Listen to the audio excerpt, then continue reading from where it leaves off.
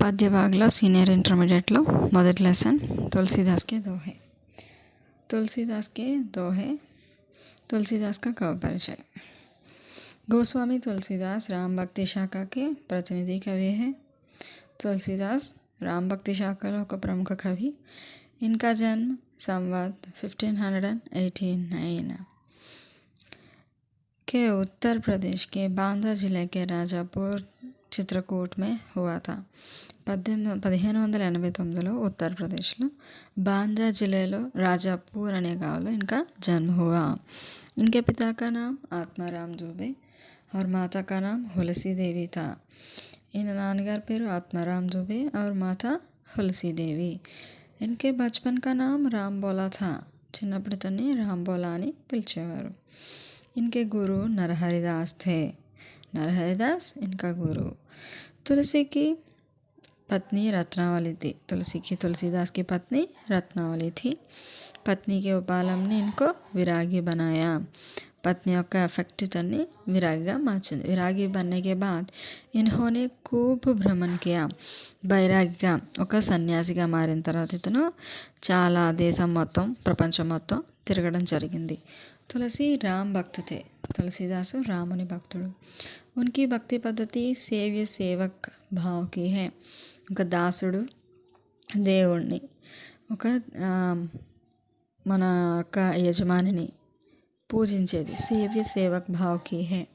దాస్య భక్తి అన్నమాట। ఇసే వినయ భక్తి అథవా దాస్య భక్తి भी कहते हैं। దీన్ని వినయ భక్తి అంటారు, దాస్య భక్తి అని కూడా పిలవచ్చు। इसमें भक्त अपने को पापी और भगवान को करुणामय और उद्धारक मानता है। ఈ యొక్క వినయ భక్తిలో లేదా దాస్య భక్తిలో భక్తుడు తను తాను పాపి అని, భగవంతుడిని కరుణామయుడని, ఉద్ధారకుడని అనుకుంటుంటాడు। इसके अनुसार तुलसीदास मर्यादा पुरुषोत्तम श्री रामचंद्र को अपने रक्षक मानते हैं। దీని ప్రకారం తులసీదాస్ పురుషోత్తముడైన రాముడిని శ్రీరామచంద్రుని తనకి రక్షకుడిగా భావిస్తాడు। भक्ति को द्वारा इन्होंने समाज को नीति मार्ग दिखाया और भारतीय संस्कृति की रक्षा भी की। భక్తి అనే పద్ధతి ద్వారా ఇతను భారతదేశానికి, మన దేశానికి, సమాజానికి నీతి మార్గాన్ని చూపించాడు। और భారతీయ సంస్కృతికి రక్షకి, మన దేశ యొక్క సంస్కృతిని కాపాడడం కూడా జరిగింది। తులసి సంస్కృతికే ప్రాఖండ్ పండిత్ थे। ఇతను సంస్కృతంలో ఒక మంచి దిట్ట అన్నమాట।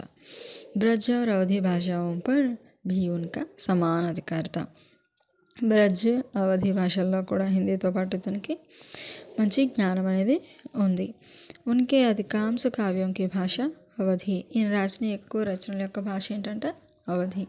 రామచరితమానస్ అవధి భాష में लिखित महाकाव्य है। రామచరితమానస్ అవధి భాషలో రాయబడిన ఒక మహాకావ్యం। రామచరితమానస్ तुलसी का ही नहीं हिंदी साहित्य का सर्वश्रेष्ठ महाकाव्य है। రామచరితమానస్ అనే కావ్యము తులసీదాస్కే కాదు, హిందీ సాహిత్యానికి ఒక సర్వశ్రేష్టమైన మహాకావ్యం। इसमें तुलसी ने राम के शक्ति, शील और सौंदर्य से समन्वित आदर्श रूप को प्रस्तुत किया है। ఈ రామచరితమానస్లో తులసీదాస్ రాముని యొక్క శక్తిని, అతని గుణగణాలని, అతని అందాన్ని, వీటన్నిటిని కలిపి ఒక ఆదర్శమైన రూపాన్ని మనకి చూపించడం జరిగింది।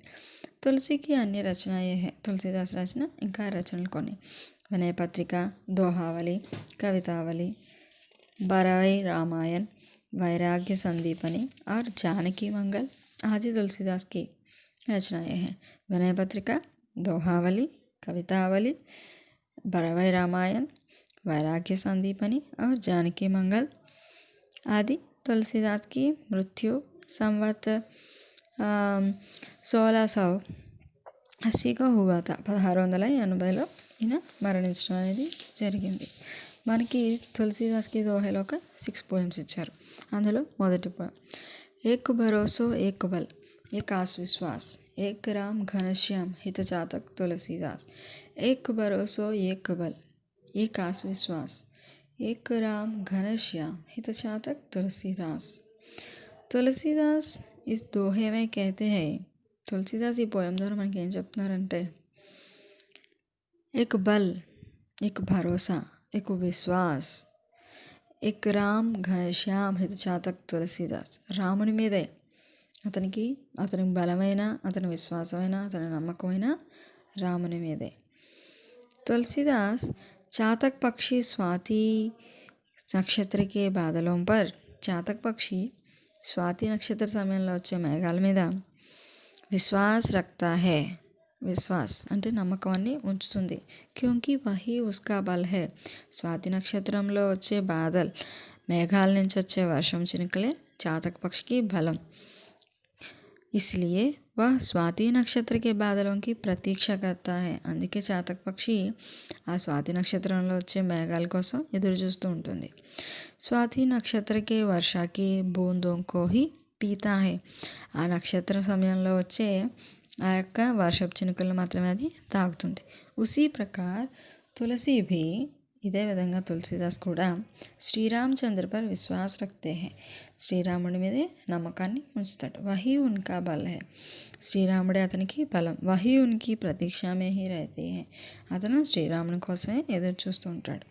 ఇసీలియే తులసి రూపీ చాతక్కి లియే అంటే చాతక పక్షి లాంటి తులసిదాస్కి శ్రీరామ్ బాదల్ బన్ గయా హే రాముడు ఒక స్వాతి నక్షత్ర సమయంలో వచ్చే మేఘం వంటి వాడు ఇది మొదటి పోయం యొక్క భావార్థం రెండవ పోయం राम नाम मन दीप धरु जेह दे हरि द्वार तुलसी भीतर बाहिरो जो चाहसी उजियार राम नाम मन दीप धरु जेह दे हरि द्वार तुलसी भीतर बाहिरो जो चाहसी उजियार రాముని నామాన్ని మన దీపు ధరు మన యొక్క మనసులో ఈ నోటి ద్వారా జపించినప్పుడు మన యొక్క బాహ్య స్వరూపం అంతరంగ స్వరూపం రెండు కూడా వెలుగుతో ఉంటాయి అదేవిధంగా మనం ఏం చేయాలి కవి कहते हैं कि రామ శబ్దం మనీకే సమాన్ హే రాముని యొక్క రామ్ అనే పదము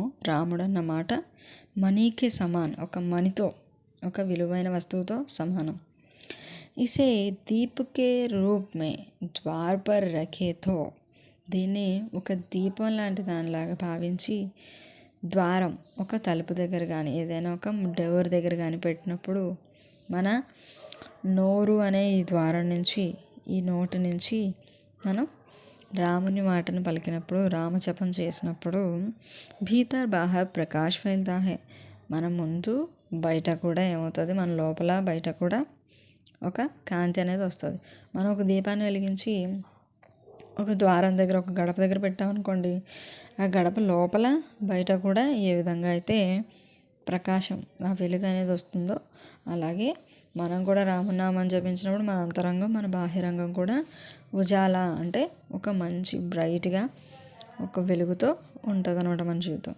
అర్థాత్ రామ్ శబ్దసే మనకి శుద్ధి హోగి అంటే రామ్ అనే మాట మన మనసుకి శుద్ధిని కలుగచేస్తుంది राम नाम मन दीप धरु जीह दे हरि द्वार तुलसी भीतर बाहिरो जो चाहसी उजियार तीसरा पोयम तुलसी मीठे वचन थे सुख उपजत चहोर वसीकरण यह मंत्र है परिहरो वचन कठोर तुलसी मीठे वचन थे सुख उपजत चहोर वसीकरण यह मंत्र है परिहरो वचन कठोर తులసి మీఠే వచంతే అంటే మంచి మాటలు తులసిదాస్ ఏం చెప్తున్నారంటే కోయి బి వ్యక్తి ఎవరైనా సరే మీఠే వచన్ బోల్నేసే ఒక మంచి మాటల్ని మాట్లాడినప్పుడు సబ్కో అప్నే వశమే కర్లే సక్తే హై అందరినీ వాళ్ళని అట్రాక్ట్ చేసుకోగలుగుతారు అప్నీ ఓర్ ఆకర్షిత్ కర్ సక్తే హై వాళ్ళ వైపు ఆకర్షించుకునేలా చేయగలుగుతారు మంచి మాటలు మాట్లాడడం వల్ల అచ్చి వాణి వశీకరణ మంత్రకే సమానం మంచి మాటలు హిప్నటైజ్ చేయడంతో సమానం అంట హిప్నటైజ్ చేస్తే మనుషులను ఎలా అయితే మన వశంలోకి తెచ్చుకోగలుగుతామో మంచి మాటలు మాట్లాడితే కూడా ఆటోమేటిక్గా ఒక మనిషి అన్న వాళ్ళు మన వైపు తిరుగుతారు అచ్చి వాణిసే చారో ఓర్ సుఖ్ శాంతి ఫైల్ రహతీ హై మంచి మాట మాట్లాడడం వల్ల మన నాలుగు పక్కల కూడా సుఖ శాంతి అంటే మంచి పరిస్థితులు అనేవి నెలకొంటాయి అచ్చి వాణికే కారణ్ శత్రుత కభీ భీ పైదా నహీ హోగి మంచి మాటలు మాట్లాడడం వల్ల ఎప్పుడు కూడా మనకి శత్రుత్వం అనేది రాదు ఇస్లియే కఠోర్ వచన్ కో హమేషా కే లియే త్యాగ్ కర్ వాణి మే మాధుర్య లానా చాహియే అందుకే ఒక కఠోరమైన మాటలు కఠోరమైన భాషని త్యజించి ఏం చేయాలి మంచి మాటల్ని మాధుర్యమైన మాటల్ని మనం అప్నానా చాహియే మన మాటల్లో మనం ఉంచుకోవాలి चौथा पोयम। सूधे मन सूधे वचन सूधे सब करतुति तुलसी सूधी सकल विधि रघुवर प्रेम प्रसूति। सूधे मन सूधे वचन सब करतुति तुलसी सूधी सकल विधि रघुवर प्रेम प्रसूति। कवि तुलसीदास इस दोहे के माध्यम से कह रहे हैं कि ఈ దోహే ద్వారా మనకి ఏం చెప్తున్నారంట, मन वाणी और कर्म, मनसु మాట और कर्म से भगवान के प्रेम में पात्र बन सकते हैं। कर्म से भगवान के प्रेम के हम पात्र बन सकते हैं। మనసు వాణి మాట పనులు, మనం చేసే పనుల ద్వారా దేవుని యొక్క ప్రేమను మనం పొందుకోగలుగుతాం। జిస్కా మన్ సరళ హో, ఎవరి మనసు అయితే మంచిదో, వాణి సరళ హో, మాట మంచిదో, ఆర్ సమస్త క్రియాయే సరళ హో, మంచి పనులైతే చేస్తూ ఉంటారో, ఏసే వ్యక్తికి లియే, అలాంటి మనిషికి, మంచి పనులు చేసే వ్యక్తి, మంచి మనసు గల వ్యక్తి, మంచి మాటలు మాట్లాడే వ్యక్తికి भगवान ही श्री राघुराज जी के प्रेम को प्राप्त करने वाली सभी क्रिया सरल हो जाती है। इसलिए वाणी मन कर्म सरल होना चाहिए। ఈ యొక్క మంచి పనులు చేసే మంచి మనిషి, మంచి మాటలు మాట్లాడే మంచి మనసు, మంచి క్రియలు చేసేవాళ్ళు, ఇలాంటి వాళ్ళకి దేవుడు ప్రేమ అనేది సంపాదించుకోవడానికి అన్ని యొక్క పనులు ఈజీగా జరుగుతాయి అన్నమాట। అన్ని క్రియలు సులభంగా మారుతాయి। అందుకే మనం ఏం చేయాలి, మంచి మనసుతో ఉండాలి, మంచి మాటలు మాట్లాడాలి, మంచి క్రియలు చేస్తూ ఉండాలి। నెక్స్ట్ पांचवा पोयम। पांचवा दोहे। चरण चोंच लोचन रंगे चलो मराली चाल चीर नीर विवरण समय बक उधरत देही काल। चरण चोंच लोचन रंगे चलो मराली माल चाल చీర్ నీరు వివరణ సమయ బక్ ఉధరత దేహి కాల్। ఇక్కడ మరాలి అంటే కొంగ అన్నమాట। చరణ్ చోంచు లోచన్, మనం ఒక పక్షిని చూసినప్పుడు దాని కళ్ళు, దాని ముక్కు, దాని ఫెదర్స్, ఇవన్నీ మనకి కొంగని హంసని చూసినప్పుడు ఒకేలా అనిపిస్తాయి కాళ్ళు, కానీ వాటర్ని పాలని వేరు చేసే సమయంలో హంస ఏంటో కొంగ ఏంటో మనకి తెలిసిపోతుందని ఈ పోయం ద్వారా మనకి మన తులసీదాస్ చెప్తున్నారు। బగులా అంటే కొంగ, మరాలి అంటే హంస। इस दोहे के माध्यम से बगुला चाहे अपने पैर चोंच आंखों और रंग हंस जैसा रंग ले, అంటే ఒక కొంగ అపనే పైర్, తన కాళ్ళని, చోంచు తన యొక్క ఫెదర్స్ని, ఆంకే కళ్ళని, రంగు వీటన్నిటినీ కూడా ఏంటంటే హంసలా మార్చుకున్నప్పటికీ హంస హీ చాల్ నహీ చల్తే, హంసలాగా వెళ్ళలేదు। పర్ కవి హంస నహీ హో సక్తా, అది ఎప్పుడు హంసగా ఉండలేదు। दूध और पानी को अलग करते समय, వాటర్ని మిల్క్ని వేరు చేస్తున్నప్పుడు బగులేకో పహచానా జా సక్తా హై, కొంగను మనం కనిపెట్టగలుగుతాం। కేవల్ హంస హీ दूध और पानी को अलग कर सकता है, హంస మాత్రమే వాటర్ని మిల్క్ నుంచి వాటర్ని వేరు చేయగలుగుతుంది, కొంగ అలాగా చేయలేదు।